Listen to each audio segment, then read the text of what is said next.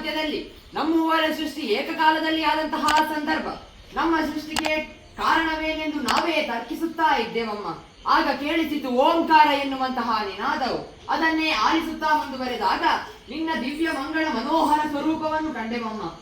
ನಮ್ಮ ಸೃಷ್ಟಿಗೆ ನೀನೇ ಕಾರಣೀಭೂತಳು ಎನ್ನುವ ಹಾಗೆ ತಿಳಿಯಿತು. ಸೃಷ್ಟಿಗೆ ಕಾರಣ ಏನು ಎನ್ನುವ ಹಾಗೆ ಎಲ್ಲವನ್ನೂ ತಿಳಿಸಮ್ಮ.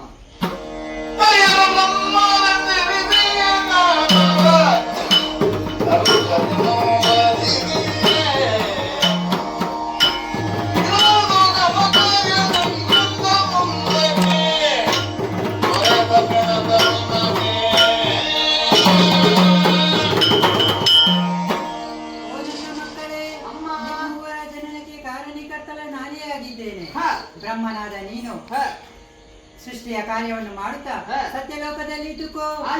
ವಿಷ್ಣುವಾದ ನೀನು ಪಾಲನಾ ಕಾರ್ಯವನ್ನು ಮಾಡುತ್ತಾ ವೈಕುಂಠವಲ್ಲಿ ಇದ್ದುಕೋ.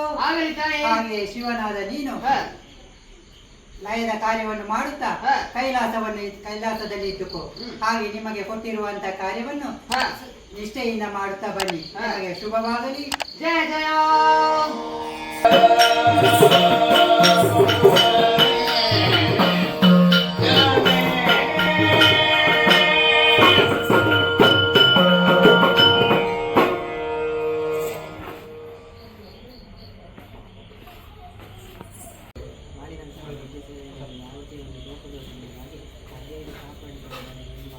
ಭಕ್ತಿಯಿಂದ ಕೊಡುವಂತಹ ಪ್ರಸಾದ.